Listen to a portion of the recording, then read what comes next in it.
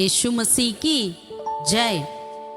प्रभु यीशु मसीह हमारा उद्धारकर्ता के नाम से आप सबको हम स्वागत करते हैं। इस आराधना में आए हम सब मिलकर उस यहोवा परमेश्वर को आराधना करें, स्तुति करें, पवित्रता से शोभायमान होकर यहोवा की धन्यवाद करो करके वचन कहती है। आइए हम सब मिलकर पवित्रता से शोभायमान होकर महान परमेश्वर को, जिंदा खुदा को, जीवित परमेश्वर की आराधना करें, क्योंकि वही हमें मुक्ति देता है, वही हमें शांति देता है, वही हमें चमत्कार करने वाला पिता है। आइए उस पिता को हम स्तुति करें, महिमा करें। आमीन, हालेलुया।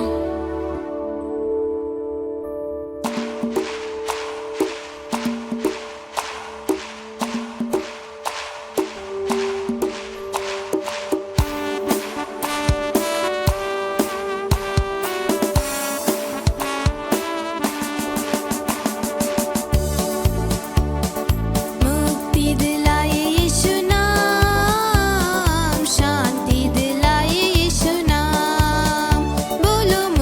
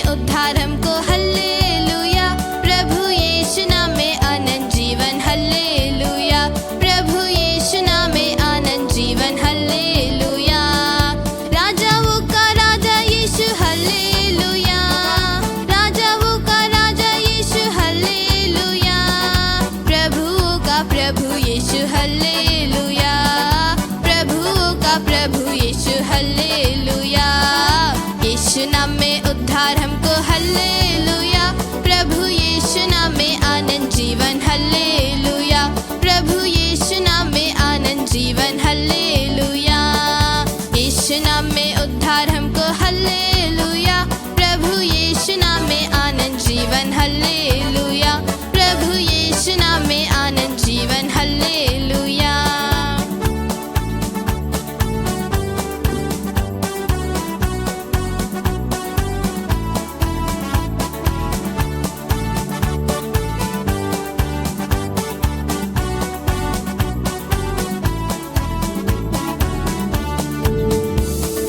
चंगा करने वाला यीशु हल्लेलुया, चंगा करने वाला यीशु हल्लेलुया, छुटकारा देने वाला यीशु हल्लेलुया, छुटकारा देने वाला यीशु हल्लेलुया, चंगा करने वाला यीशु हल्लेलुया, चंगा करने वाला यीशु हल्लेलुया, छुटकारा देने वाला यीशु हल्लेलुया, छुटकारा देने वाला यीशु हल्लेलुया, यीशु नाम में उद्धार हमको हल्लेलुया, प्रभु यीशु नाम में आनंद जीवन हल्लेलुया, प्रभु यीशु नाम में आनंद जीवन हल्लेलुया, यीशु नाम में उद्धार हमको हल्लेलुया, प्रभु यीशु नाम में आनंद जीवन हल्लेलुया, प्रभु यीशु नाम में आनंद जीवन हल्लेलुया,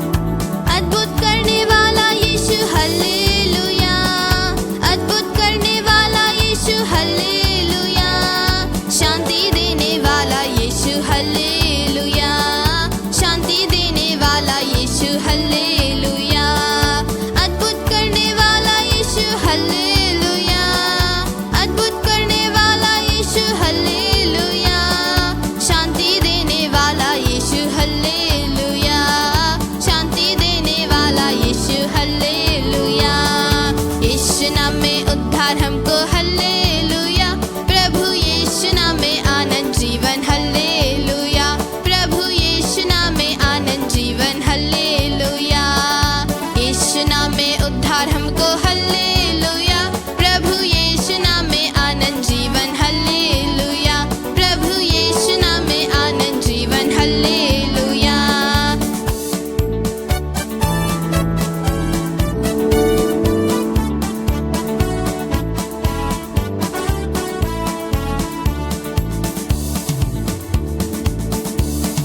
स्तुति आराधना ऊपर जाती है, आशीष देकर नीचे आती है, स्तुति आराधना ऊपर जाती है, आशीष लेकर नीचे आती है, प्रभु हमारा कितना महान, देखो हमसे करता है प्यार, प्रभु हमारा कितना महान, देखो हमसे करता है प्यार, हालेलू हालेलुया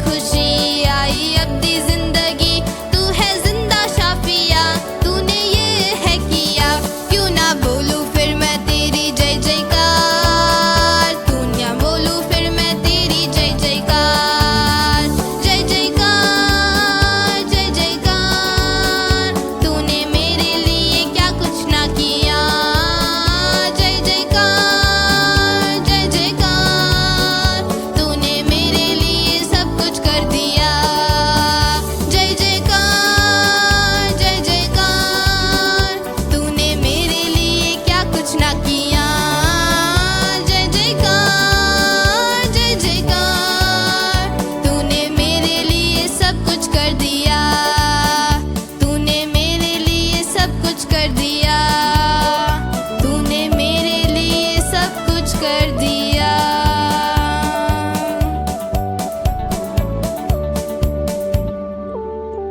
हाँ खुदावन, तूने मेरे लिए सब कुछ पूरा कर लिया है। यहोवा परमेश्वर अपने इकलौता पुत्र प्रभु यीशु मसीह को हमारे लिए तूने भेजा है। खुदावन यीशु मसीह आकर हमारे लिए अपने जान दी, अपनी लहू बहाया। उसके द्वारा जो कोई उस यीशु मसीह के ऊपर विश्वास करते हैं वे कभी नष्ट नहीं होते हैं वरन अनंत जीवन को प्राप्त करते हैं। खुदावन, हम नष्ट होने के लिए नहीं वरन अनंत जीवन को प्राप्त करने के लिए यीशु मसीहा आपने अपने जीवन को दिया। हम तेरा धन्यवाद करते हैं खुदावन, हम तेरा लाखों लाख धन्यवाद करते हैं राजा। आकाश तेरी महिमा को बताती है, पृथ्वी तेरी हस्तकला को बताती है खुदावन। हम भी मिलकर तेरी महिमा को करने चाहते हैं खुदा। हमें मदद कर खुदावन, कैसे भी परिस्थिति क्यों ना हो खुदावन, कहीं पर भी 2 या 3 जन मेरे नाम एकत्रित है वहां मैं उपस्थित हूँ करके यीशुआ तूने कहा। खुदावन, इस तरह जहाँ जहाँ लोग इकट्ठे हैं खुदावन, तेरी नाम से तेरी आराधना के लिए इकट्ठे हैं खुदावन। हर एक जगहों में खुदावन इस आराधना में मिलकर जो हम हमारे साथ मिलकर आराधना करने वाले हर एक व्यक्ति के साथ आपकी उपस्थिति प्रभु परिपूर्णता से वहां पर उपस्थित हो खुदा। Hallelujah, hallelujah. हम तेरा धन्यवाद करते हैं राजा, हम तेरा धन्यवाद करते हैं खुदावन। हम दिल की गहराई से तेरा धन्यवाद करते हैं। आपने हमें प्रभु जी अपने अनंत जीवन को दिया, हम तेरा धन्यवाद करते हैं राजा। हालेलुया। अभी तक हमें संभाला, तेरा धन्यवाद करते हैं। आगे हमें अगुवाई करने वाले पिता, हम तेरा धन्यवाद करते हैं राजा। हालेलुया, हालेलुया, हालेलुया। Thank you Jesus.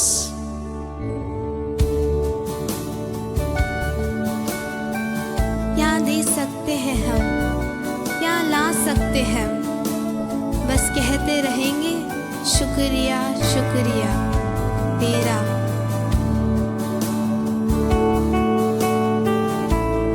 तुझ में ही मेरी सुबह, तुझ में ही हर शाम, तुझसे ही करता शुरू हर कोई काम।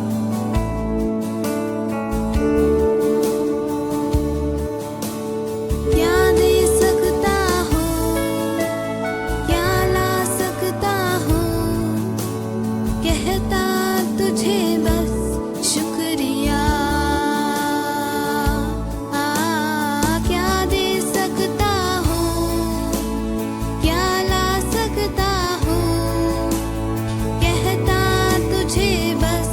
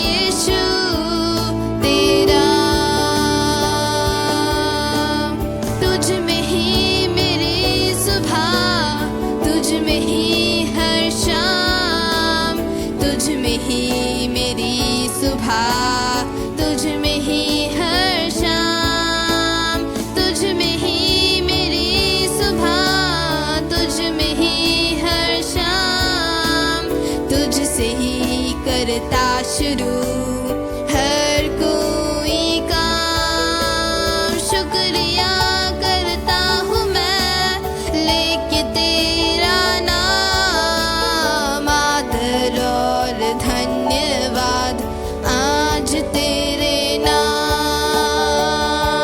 शुक्रिया शुक्रिया शुक्रिया तेरा, शुक्रिया शुक्रिया शुक्रिया यीशु तेरा, शुक्रिया शुक्रिया शुक्रिया यीशु तेरा। तेरा शुक्रिया है खुदावन, तेरा धन्यवाद हो खुदावन। प्रभु हमें यहाँ तक आपने लाया है। जिस तरह दाऊद कहता है खुदावन, हमें और हमारे घराने को याद करने के लिए प्रभु हम क्या है राजा, लेकिन आपने हम पर अपनी अनुग्रह की। जिस तरह से तूने अपनी कृपा को दाऊद के घराने पर उंडेला प्रभु, इसी तरह हम सबके ऊपर आपने, हमारे घराने के ऊपर, हमारे कलीसिया के ऊपर खुदा आप अपनी कृपा को, अनुग्रह को उंडेला है खुदावन। हम तेरा धन्यवाद करते हैं राजा।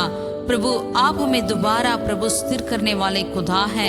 प्रभु हमारे तंबुओं को दोबारा खड़ा करने वाले पिता परमेश्वर, तेरे नाम के जय जयकार होवे खुदा। तेरे नाम का हम दंडवत करते हैं खुदावन। Hallelujah hallelujah. प्रभु हमारे विश्व भर में प्रभु कैसे भी परिस्थिति क्यों ना हो खुदावन, प्रभु हमारे दिल के राजा प्रभु तेरा धन्यवाद हम करते रहेंगे खुदावन। Hallelujah hallelujah. कितने भी उपद्रव क्यों ना हो या कितने भी बीमारी महामारियां क्यों ना हो खुदावन, प्रभु कुछ भी तेरी धन्यवाद करने से, तेरी दंडवत करने से हमें रोक ना पाए। प्रभु आपने हमारे लिए जो दिया हुआ हर एक सुविधाओं के लिए हम तेरा लाखों लाख धन्यवाद करते हैं खुदावन। प्रभु जी इसके द्वारा तेरी नाम की महिमा होने पाए, तेरा राज्य आ सके खुदावन। तेरी प्रभु जी इच्छा जैसे स्वर्ग में पूरी होती है वैसे भी पृथ्वी पर में पूरी होने पाए। Hallelujah hallelujah.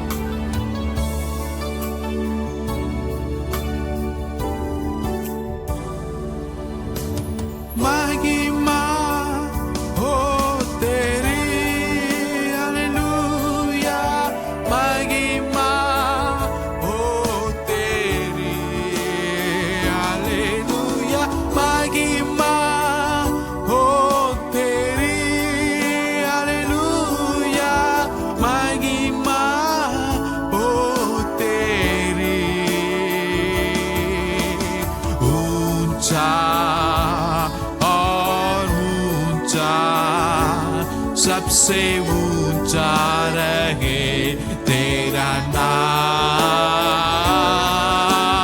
ऊंचा और ऊंचा, सबसे ऊंचा रहे तेरा नाम।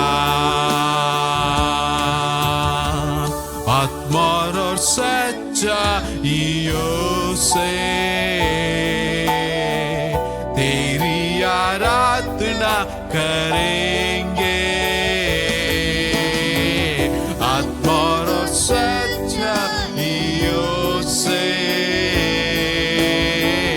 तेरी आराधना करेंगे।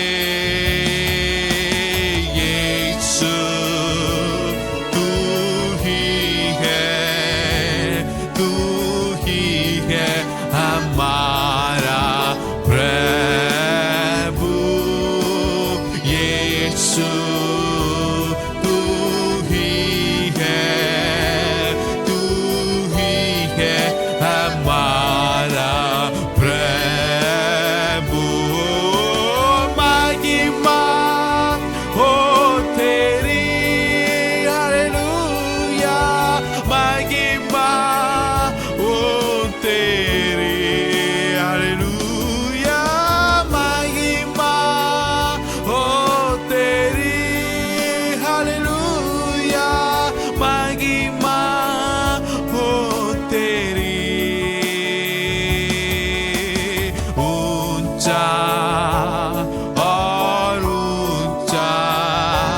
सबसे ऊंचा रहे तेरा नाम,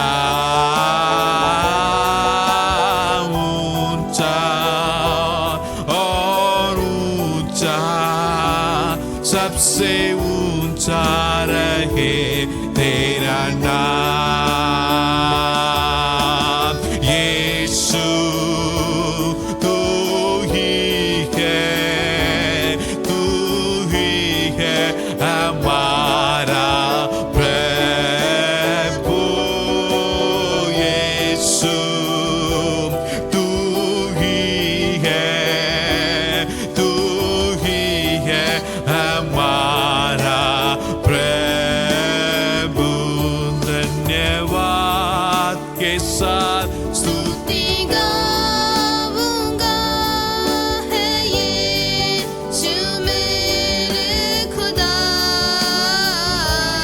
उपकार तेरे हैं बेशुमार, कोटि कोटि स्तुति धन्यवाद। धन्यवाद के साथ स्तुति गाऊंगा है यीशु मेरे खुदा, उपकार तेरे हैं बेशुमार, कोटि कोटि स्तुति धन्यवाद, कोटि कोटि स्तुति धन्यवाद। धन्यवाद के साथ स्तुति गाऊंगा है यीशु मेरे खुदा, उपकार तेरे हैं बेशुमार, कोटि कोटि स्तुति धन्यवाद, कोटि कोटि स्तुति धन्यवाद, कोटि कोटि स्तुति धन्यवाद, कोटि कोटि स्तुति धन्यवाद। हाँ खुदावन, तेरा लाखों लाख धन्यवाद देते हैं, हमारे दिल की गहराई से धन्यवाद करते हैं खुदावन। हमारी स्तुति आराधना तेरे उपस्थिति में तेरे ग्रहण योग्य होने पाए खुदावन। सुगंधित धूप के समान आप प्रभु इसे ग्रहण करने पाए खुदावन। हालेलुया प्रभु, तेरी स्तुति इस दुनिया में प्रभु इस विश्व भर में फैलने पाए खुदावन। हर एक जगहों में से, हर एक कोने कोने से खुदावन तेरे नाम की महिमा होने पाए खुदा।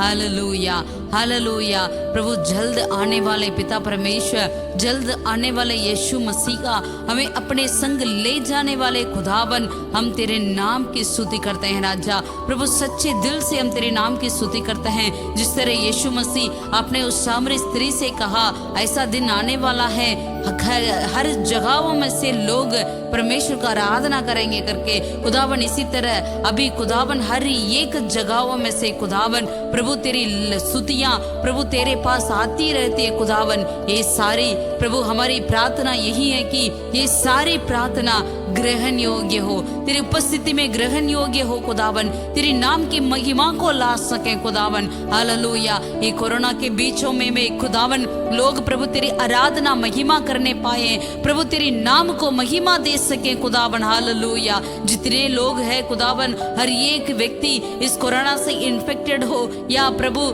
इन्फेक्टेड नहीं भी हो खुदावन, प्रभु हर एक व्यक्ति तेरी नाम को महिमा को लाना चाहिए खुदावन। हालेलुया हालेलुया, सामर्थ्य खुदा, शक्ति देने वाले खुदा, प्रभु शक्तिहीन को शक्ति देते खुदावन। प्रभु आप हर एक व्यक्तियों को शक्ति दे प्रभु, इस कोरोना में इन्फेक्टेड जितने हैं उन सब लोगों को आप शक्ति दे खुदावन, सामर्थ्य दे, एक आश्चर्य कर्म कर दे खुदावन। हालेलुया हालेलुया, ताकि सारी दुनिया जाने एक सच्चा परमेश्वर है, एक जिंदा परमेश्वर है करके खुदावन। हर एक देशों में से खुदावन तेरे नाम की महिमा होने पाए। जिस तरह से नेबुकदनेस्सर राजा ने प्रभु दानियेल के चलते पूरे देशों में किया है, इसी तरह होने पाए खुदावन। आप हमें मदद कर राजा, तेरे नाम की महिमा होने पाए। प्रभु हम जिस पर यीशु मसीह जो क्रूस पर चढ़ाए गए, हमारे पापों के लिए मारे गए, हमारे श्रापों के लिए मारे गए, वो यीशु मसीह को हम प्रचार करते हैं राजा।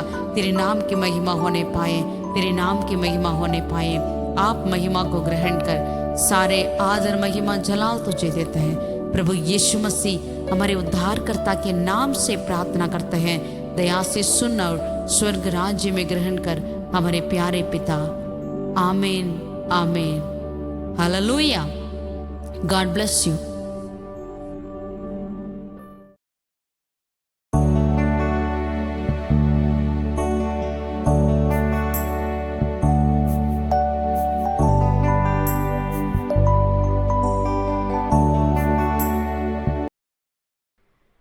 धन्य है वह जो शोक करते हैं, क्योंकि वे शांति पाएंगे।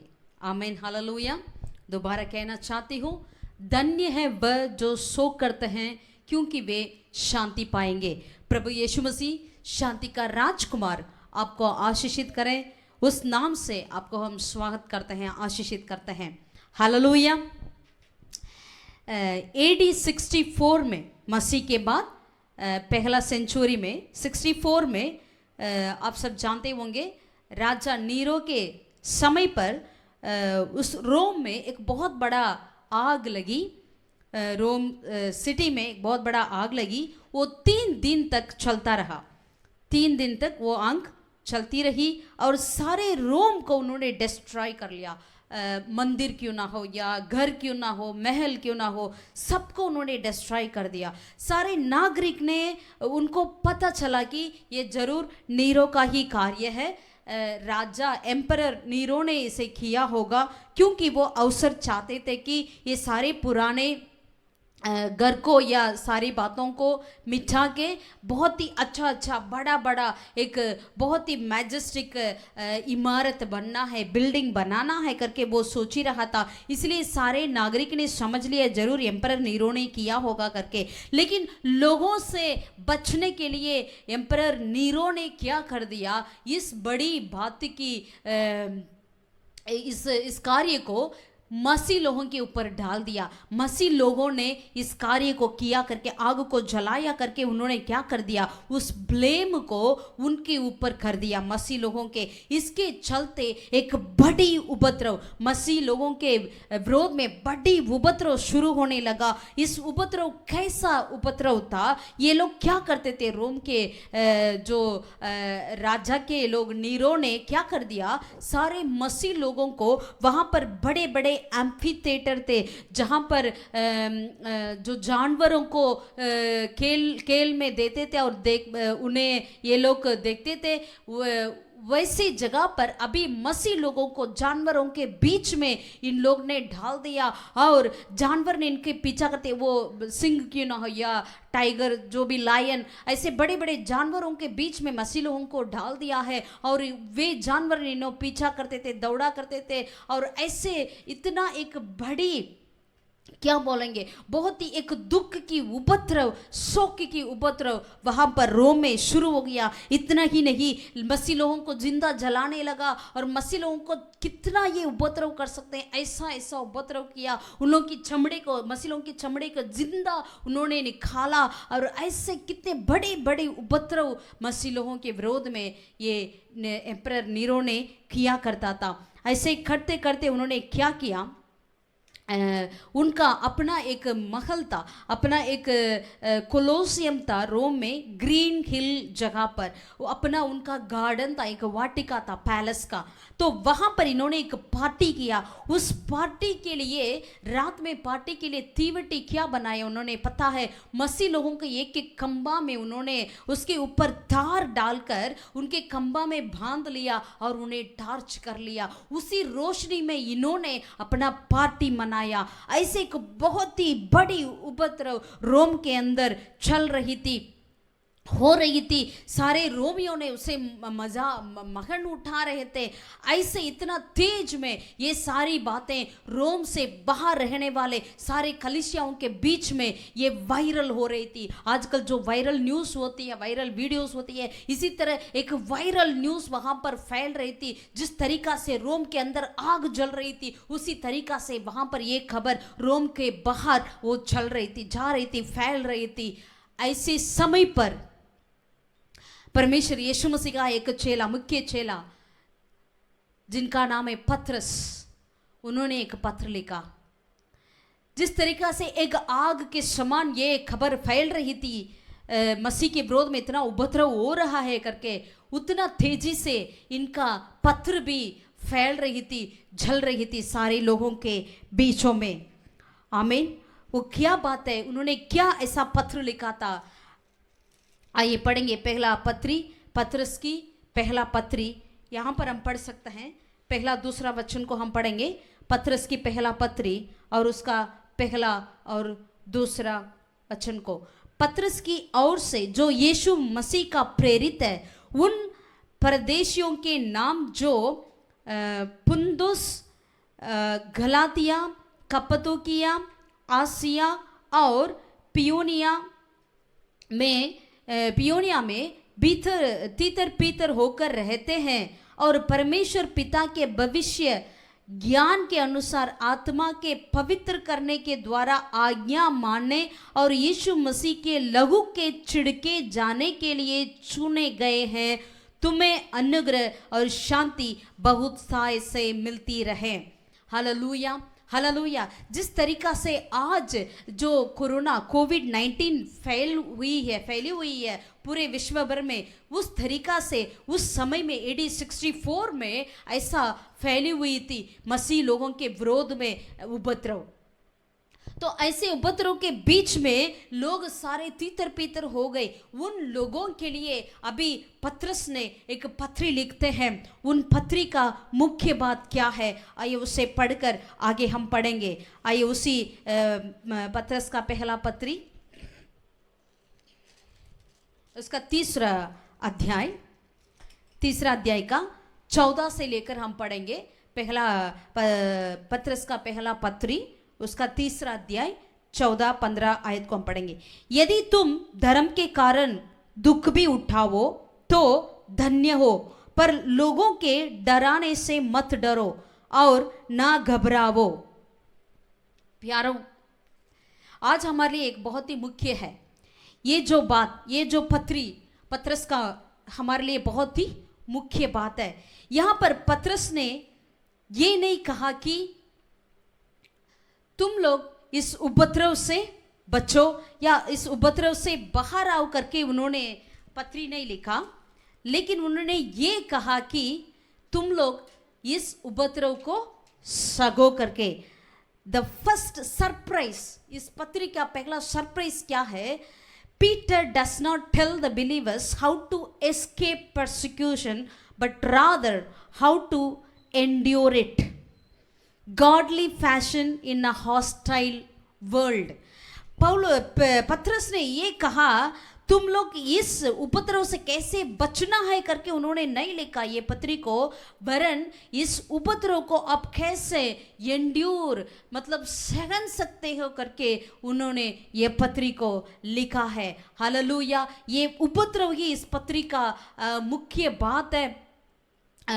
बहुत ही इस्तेमाल किया गया शब्द भी यही है, उपद्रव के शब्द ही इस पत्री में बहुत बार इस्तेमाल किया गया है। आमीन, हालेलुया। प्यारों, आज ऐसे एक समय पर आप और हम जी रहे हैं। हमें पवित्र जीवन जीने के लिए हमें लड़ना पड़ता है। हमें परसिक्यूशन, कई बार कितनी परसिक्यूशन मसीह लोगों के विरोध में हो रही है आप और हम जानते हैं। इतना ही नहीं, अभी पूरे विश्व भर में कैसे कैसे बातें हो रही है। कई ऐसे बात तक आ रही है जो विश्वास में रहने वालों के लिए भी अपने विश्वास को छोड़ने तक ऐसे उपद्रव आ रही है। जरूर जिस तरीका से उस वक्त हुआ था AD 64 में, वैसा तो नहीं हो रहा है, लेकिन कुछ वैसे ही हो रही है। आमीन, हालेलुया। ये पतरस कौन था? ये एक मछुआ था, बेतसाइदा का रहने वाले, गलील के रहने वाले एक मछुआ था। ये एंड्रूस का भाई था और ये एंड्रू और पतरस की पहला 2 चेले थे जो प्रभु यीशु मसीह ने इन्हें बुलाया था चेले के बनने के लिए। और पतरस जहां पर भी देखिएगा चेले के बातों में पतरस पहला नंबर पे आता है। ये unofficially spokesman for the group, चेलों के लिए अनऑफिशियली यही बोलता था, स्पोक्समैन था यही। मतलब पतरस मतलब रॉक, पत्थर है। प्यारो, पतरस के अंदर कैसे ऐसे बातें आई करके, अगर दुखों को उपद्रव को सहना है करके उन्होंने कैसे इस तरह लिखा है। पतरस के समान और कोई नहीं जिन्होंने अपने कम से कम 3.5 साल तक प्रभु यीशु मसीह के साथ रहा और प्रभु यीशु मसीह की जिंदगी को देखा और यीशु मसीह की हर कार्य को उनको मालूम है। वो पतरस ये पत्री में लिखता है, endure your suffering. He is not telling escape your suffering, but he is telling that endure your suffering. आजकल हम कई ऐसे उपदेश सुनते हैं कि हमारे लिए उपद्रव है ही नहीं, लेकिन ये एंड टाइम में हमें उपद्रव से बचने के लिए नहीं, ये पत्री कहती है, पतरस कहते हैं एंड्योर इट, मतलब सहना। यही हमने पढ़े थे। आइए दोबारा पढ़ेंगे। पतरस का पहला पत्र उसका 3 अध्याय का, यदि तुम धर्म के कारण दुख भी उठाओ तो धन्य हो, पर लोगों के डराने से मत डरो और ना घबराओ, पर मसीह को प्रभु जानकर अपने अपने मन में पवित्र समझो। मसीह को प्रभु जानकर अपने अपने मन में पवित्र समझो। Never ever compromise in your holiness. अगर उपद्रव भी आए लेकिन आप अपनी पवित्र होलीनेस में, पवित्रता में कभी कॉम्प्रोमाइज नहीं करना करके पतरस यहाँ पर कहते हैं। लेकिन आजकल कई हमारे मसीह जीवन में भी आ चुका है कि मतलब प्रभु जानते हैं तो इसीलिए ये करने में कोई बात नहीं, ऐसी छोटे मोटे चीज़ करने में कोई चिंता नहीं करके हम अपने माँ बाप को कॉम्प्रोमाइजेशन करते हैं। लेकिन रोमियो की पत्री क्या कहती है, do not compromise with the world, दुनिया की साथ नहीं देना करके हमें हर एक पत्रियों में परमेश्वर के चेलों ने कहते हैं। आमीन, हालेलुया। हमारे लिए वचन पहले स्थान में होना चाहिए, ना हमारा अनुभव या ना हमारी इच्छा। आगे पढ़ेंगे उस वचन को 15 को, पर मसीह को प्रभु जानकर अपने अपने मन में पवित्र समझो। जो कोई तुमसे तुम्हारी आशा के विषय में कुछ पूछे उसे उत्तर देने के लिए सर्वदा तैयार रहो, पर नम्रता और भय के साथ। नम्रता और भय के साथ। और 16 में, विवेक भी शुद्ध रखो, इसलिए कि जिन बातों के विषय में तुम्हारी बदनामी होती है उनके विषय में वे जो मसीह में तुम्हारे अच्छे चाल चलन का अपमान करते हैं लज्जित हो। हमारे विवेक में भी हमें शुद्ध होना है, शुद्ध रखना है करके पतरस यहाँ पर कहते हैं। इसीलिए कि जिन बातों के विषय में तुम्हारी बदनामी होती है उनके विषय में वे जो मसीह में तुम्हारे अच्छे चाल चलन का अपमान करते हैं वे लज्जित हो। इसलिए हमारे विवेक भी हमें शुद्ध होना चाहिए। 17 वचन, क्योंकि यदि परमेश्वर की यही इच्छा हो कि तुम भलाई करने के कारण दुख उठाओ तो यह बुराई करने के कारण दुख उठाने से उत्तम है। आमीन, हालेलुया। अगर यही परमेश्वर की इच्छा है तो मतलब आप भलाई करके दुख उठाना यही परमेश्वर की इच्छा है तो ये उत्तम है। बुराई करके दुख उठाने से भलाई करके दुख उठाना हमारे लिए उत्तम है। हालेलुया। अगर आप न्याय करते हैं उसके बदले में आपको अपमान हो रही है, निंदा हो रही है, ये उत्तम है करके यहाँ पर पतरस कहते हैं।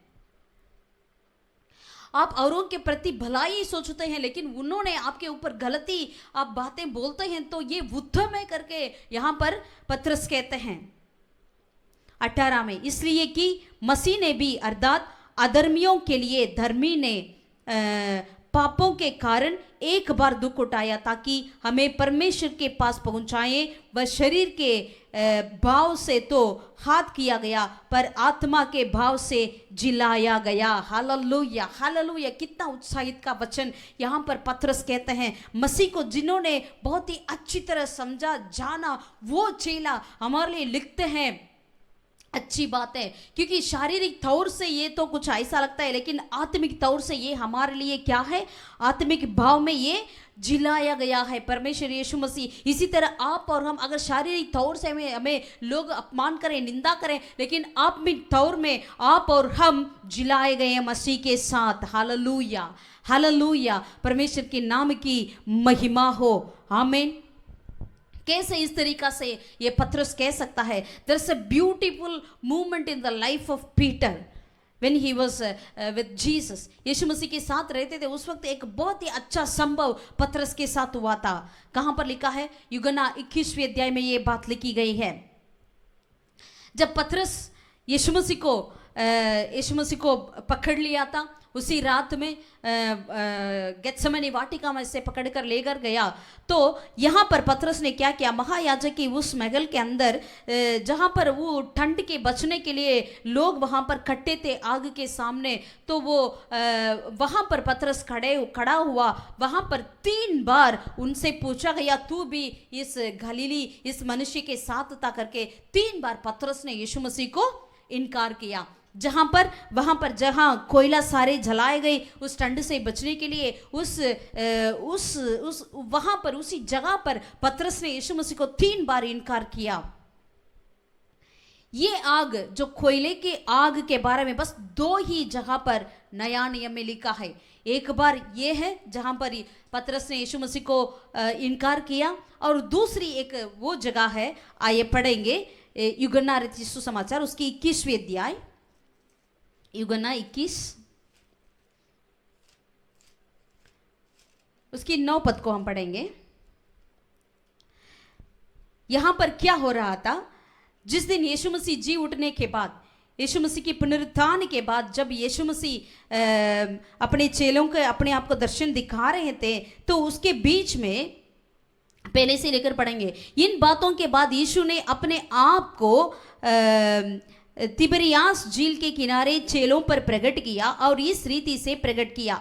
जब यीशु मसीह तिबरियास की किनारे झील के किनारे प्रकट करने के लिए आए थे, वहां पर क्या हो रहा था? जब सामोन और उनके साथ जितने चेले थे, कुछ 7 चेले थे, सामोन, पतरस और तोमा जो दिदिमुस कहलाता है, और गलील के काना नगर का नतनिएल और जब्दी के पुत्र और उसके चेलों में से 2 और जन इकट्ठे थे। सामोन पतरस ने उनसे कहा, मैं मछली पकड़ने जा रहा हूँ। उन्होंने उससे कहा, हम भी तेरे साथ चलते हैं। अतः वे निकलकर नाव पर चढ़े, परंतु उस रात कुछ ना पकड़ा।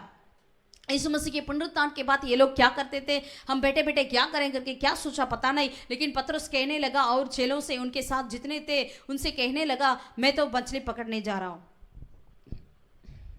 तो तुरंत वे साथी ने क्या कहा? हम भी तेरे साथ आएंगे। तो सारे ने निकला, लेकिन उसी रात उन्होंने कुछ भी नहीं पकड़ा।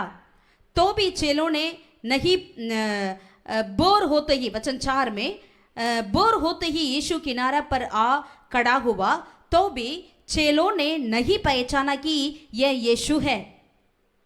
चेलों ने नहीं पहचाना। तब यीशु ने उनसे कहा, हे बालकों, क्या तुम्हारे पास कुछ मछलियां हैं? उन्होंने उत्तर दिया, नहीं। इनके पास एक भी मछली नहीं पकड़े। पूरे रात इन्होंने कोशिश किया, ये सारे लोग ने, लेकिन एक भी मछली नहीं पकड़ा।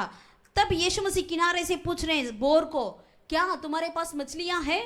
इन्होंने कहा नहीं। इन्होंने पूछा ही नहीं आप कौन है करके, सीधा उत्तर दे दिया नहीं।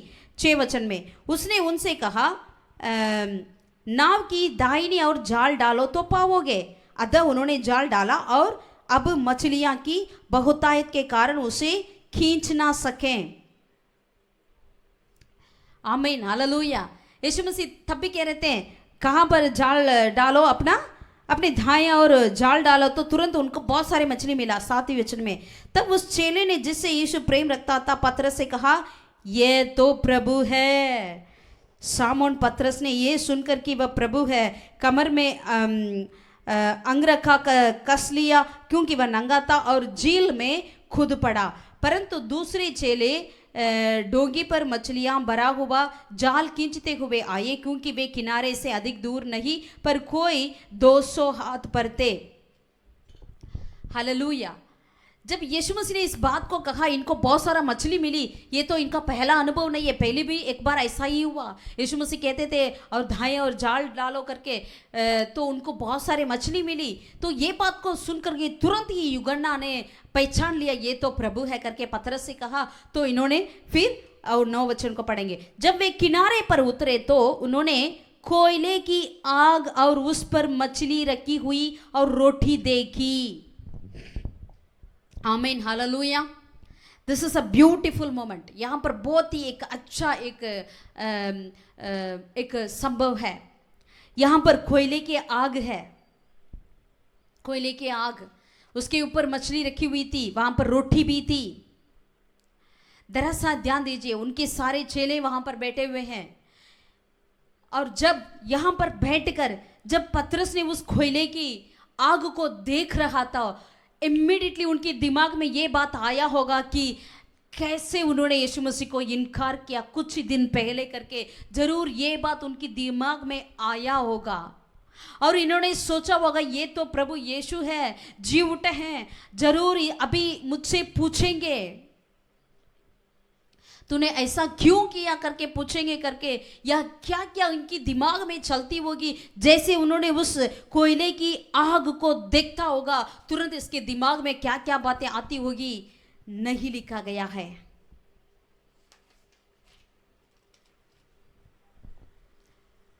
लेकिन परमेश्वर ने यीशु से उनसे कहा, डू यू लव मी। यीशु ने पतरस से ये नहीं कहा मैं तुम्हारी पोजीशन को देखना है, रिकंसिडर करना है, ये नहीं पूछा। प्रभु यीशु ने कहा क्या तू मुझसे प्यार करता है क्या करके। आमीन, हालेलुया, हालेलुया। यही पावर को पाकर, यही शक्ति को पाकर ये उन्हें इतना उत्साहित किया। अभी कुछ समय के बाद उन्होंने पेंतकोस्ते दिन में खड़े होकर प्रचार किया। 3000 लोग उसी दिन उस प्रचार को सुनकर उन्होंने प्रभु को ग्रहण किया और बपतिस्मा लिया है। Hallelujah, hallelujah. ऐसा एक चेले ने यहां पर कहते हैं अगर तुम दुख उठाए तो सहना है। अगर परमेश्वर के प्रति आप दुख उठाते हैं तो क्या करना है, सहना है करके। सफरिंग, उपद्रव अगर आती है तो आप उसे सहना करके। इस पत्री में पूरा हर जगह पर ये शब्द बारंबार आती है, बारंबार आती है। जिसे 1 कुरिन्थियों की 13 और 13 पद में लिखा है, विश्वास, आशा, प्रेम, फेथ, होप एंड लव। अभी ये 3 बातें हैं करके लिखा है, विश्वास, आशा और प्रेम। ये विश्वास क्या है? विश्वास जो है हमारे बीते हुए जीवन में परमेश्वर ने हमारे लिए क्या किया, क्या किया। और होप क्या है, अभी भविष्य में हमारे लिए प्रभु क्या करेंगे, मतलब आशा। विश्वास हमारे लिए प्रभु ने किया है, क्या क्या किया है वो है। आशा जो है अभी हमारे भविष्य में प्रभु क्या करेंगे।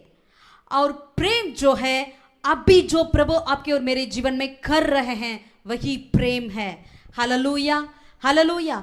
Faith is relating us to what God has done in the past. Hope what He is doing in us in the future. Love relates us to what He is doing in the present. विश्वास जो है प्रभु ने हमारे लिए किया है वो बात है। आशा जो है प्रभु हमारे लिए भविष्य में करेंगे वो बात है। प्रेम जो है अभी प्रभु हमारे लिए कर रहे हैं ये बात है। तो यहाँ पर उन्होंने एक जीवित आशा के बारे में, एक लिविंग होप के बारे में यहाँ पर पतरस बताते हैं। आमीन। उसकी 1 अध्याय को और पलटे, पतरस पहला पत्री, पतरस की 1 पत्री उसका 1 अध्याय, पहला अध्याय में हम पढ़ेंगे। यहाँ पर लिखा है, हमारे 3रा वचन को, हमारे प्रभु यीशु मसीह के परमेश्वर और पिता का धन्यवाद हो, जिसने यीशु मसीह के मरे हुए में से जी उठने के द्वारा अपनी बड़ी दया से हमें जीवित आशा के लिए नया जन्म दिया है। हालेलुया। यहाँ पर क्या लिखा है? जीवित आशा। आशा मतलब हमने क्या देखा? जो हमारे भविष्य में प्रभु हमारे लिए जो करने वाले हैं उन बात के लिए। तो वो क्या है? दोबारा हम पढ़ेंगे। हमारे प्रभु यीशु मसीह के परमेश्वर और पिता का धन्यवाद हो, जिसने यीशु मसीह के मरे हुए में से जी उठने के द्वारा, यीशु मसीह के मरे हुए से जी उठने के द्वारा अपनी बड़ी दया से हमें जीवित आशा के लिए नया जन्म दिया है। आपको और मुझको क्यों नया जन्म दिया? एक जीवित आशा के लिए, एक लिविंग होप के लिए। आमीन। Hallelujah, hallelujah.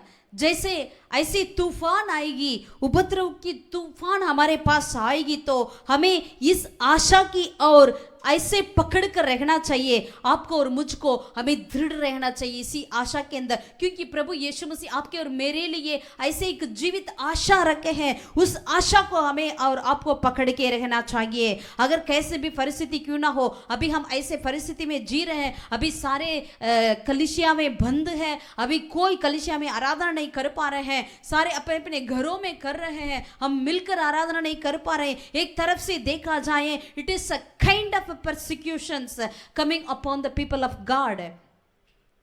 It is forcing upon the people of God. लेकिन इस समय में आपको और मेरे क्या करना चाहिए? हमारे लिए जो आशा है, जीवित आशा है, एक लिविंग होप प्रभु ने रखा है, जिसके लिए हमें नई जन्म दिया है, उस आशा के और हमें दृढ़ होना चाहिए। Hallelujah, hallelujah. हमारे लिए आशा ही नया नियम का एक चाबी है। The future hope is a key theme of the New Testament. हमें जो प्रभु हमारे लिए जीवित आशा रखा है, वही पूरा नया नियम का एक चाबी के समान है। अगर आप और हम जानते हैं यीशु मसीह आने वाला है दोबारा करके, आपको और मुझको अपने संग ले जाने वाला है करके, अगर इस बात को हम अच्छी तरह विश्वास करेंगे, अगर स्पष्ट रूप में हम अपने दिल में हम इस बात को लेके रखेंगे, तो हमें इस दुनिया की उपद्रव बिल्कुल आसान पड़ेगी। If you know that Jesus is coming back for you, it is easier to face these troubles. अगर जैसा भी ट्रबल क्यों ना हो, उपद्रव क्यों ना हो, परेशानी क्यों ना हो, तूफान क्यों ना हो, इसे सामना करने में आपको और मेरा बहुत ही आसान होगा, अगर आप और हम यीशु मसीह की उस आगमन के ऊपर अगर हम आशा रखते हैं तो। हालेलुया। आशा क्या है? प्रभु यीशु मसीह ने आपके और मेरे लिए जो भविष्य में क्या करने वाले हैं, यही आशा होती है, लिविंग होप। इसीलिए हमने नया जन्म मिला है, उस बात के लिए। Hallelujah, hallelujah. ये पहला पत्री में अगर लगता है उपद्रव के बारे में पत्रस कहता है करके, लेकिन साथ ही साथ उस आशा को हमारे लिए वो देते हुए आता है, उस जीवित आशा के बारे में आपको और मेरे लिए बताते हुए ये पत्र को वो लिखता है। कैसे वो आशा मिली? यीशु मसीह की मरे हुए से जी उठने के द्वारा वो आशा आपको और मेरे लिए दिया गया है। Hallelujah, hallelujah. जहां ये जीवित आशा है वहां पर भविष्य है, जहां ये जीवित आशा है वहां पर एक नई सोच है, जहां पर ये जीवित आशा है वहां पर एक नई शुरुआत होती है। आमीन। Hallelujah, hallelujah. प्यारों, हम ऐसे समय में जी रहे हैं, the end is very near, the end is very near. कई तरीकों में से देखिएगा, इकोनॉमिकली, रिलीजियसली, पॉलिटिकली, कई सारे तरीकों में से आप देखिएगा, culturally, we are reaching to the end. हम बिल्कुल एंड के समय पर आप पहुंच रहे हैं। सारी जगहों में से हमारे लिए, आपके लिए ऐसे कुछ सफरिंग या परसिक्यूशन या उपद्रव ऐसे बातें आ रही है, चारों तरफ हमें दबाने के लिए आ रही है।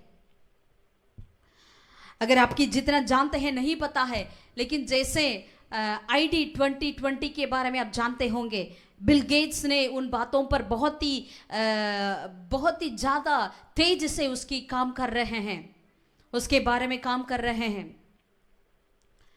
जो सबके इस कोरोना के चलते उस बात को और जल्दी ले आने के लिए कोशिश कर रहे हैं। वो क्या है? चिप है। चिप के बारे में अगर जरूर अभी वो चिप जो कह रहे हैं उसका नंबर अभी फिलहाल वो 666 नहीं होगा, लेकिन कुछ ऐसी तरह से है, लेकिन आने वाले समय में कुछ भी वो बदल सकते हैं, बदल डालेंगे। और दूसरी बात,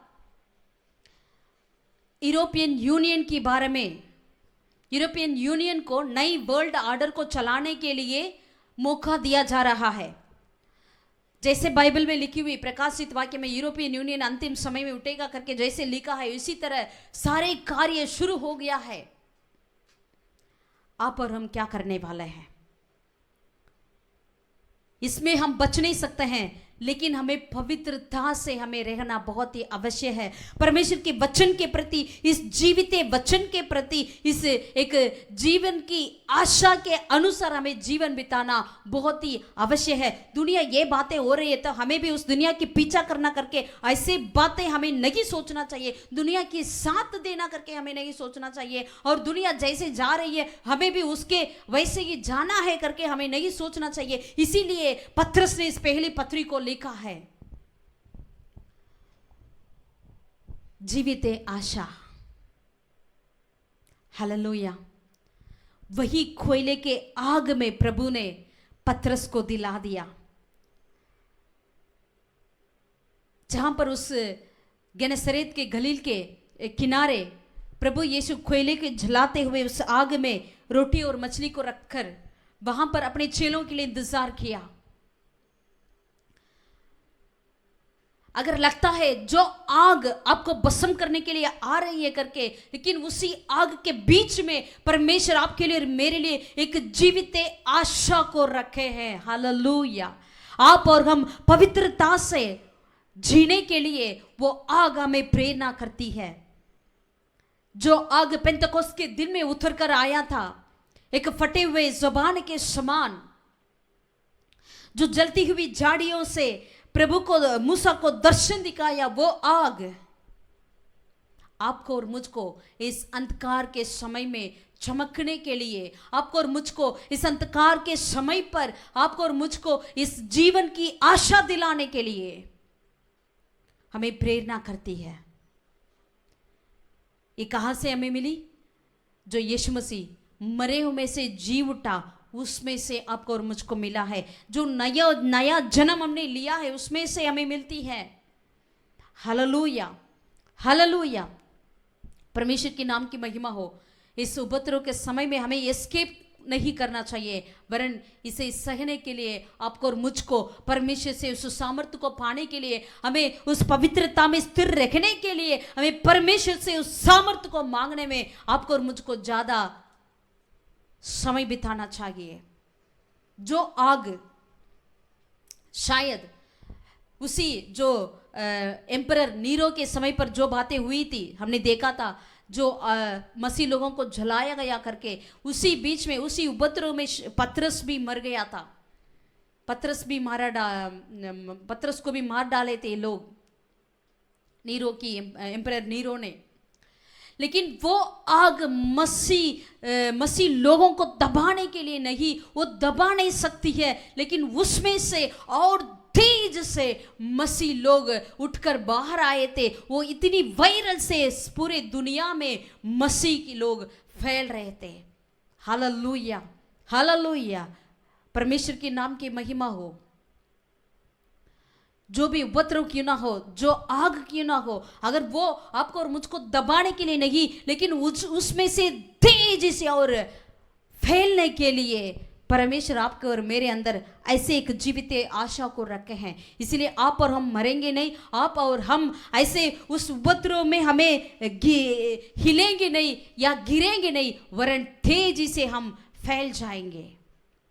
हमारी पवित्रता को हम कभी कॉम्प्रोमाइज नहीं करना चाहिए। यही पहला पत्रस का, उस पत्री का मुख्य बात है, कैसे भी उपद्रव क्यों ना हो, हमें अपनी पवित्रता में कभी भी कॉम्प्रोमाइज नहीं करना चाहिए।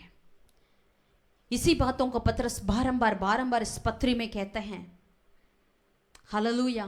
प्यारा, उस आग को आप याद करिएगा, जो आग पत्रस की जीवन को, पत्रस की जिंदगी को मिटाने के लिए आई थी,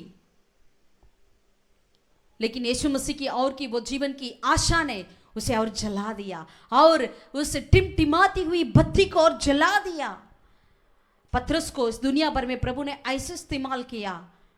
उनके प्रचार से पहले, प्रचार से ही 3,000, फिर 5,000, फिर अनगिनत चेले ने कलीसिया में जोड़े गए। आज परमेश्वर वही काम को आपके और मेरे जीवन में से करने के लिए वो काफ़ी है, वो करेंगे, लेकिन आप और हम उस बात के लिए हमें अर्पण करना बहुत ही आवश्यक है। आमीन। Hallelujah, hallelujah. जैसे भी उपद्रव क्यों ना हो, या कोई तूफान क्यों ना हो, या आग क्यों ना हो, आपको और मुझको मसीह उस जीवन को, या मसीह उस आशा को, परमेश्वर के प्रति उस जलन को बुझाने के लिए नहीं, वरन और तेज से वायरल होने के लिए उस जीवित आशा ने हमें प्रेरणा करती है। आइए आंखें बंद करें, प्रार्थना करें। हे हमारे स्वर्गीय पिता परमेश्वर, हम तेरा धन्यवाद करते हैं राजा।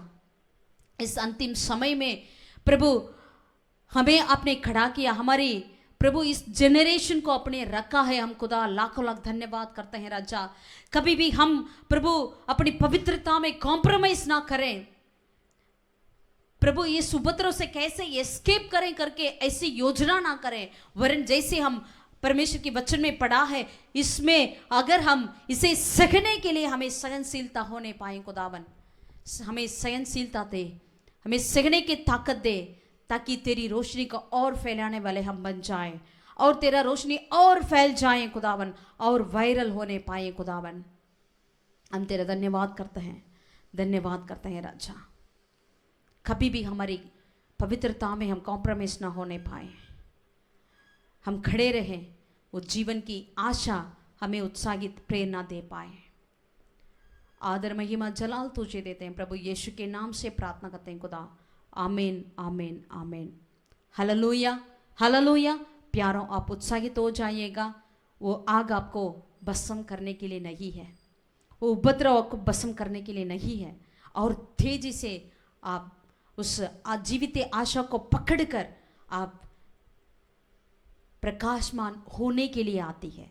God bless you.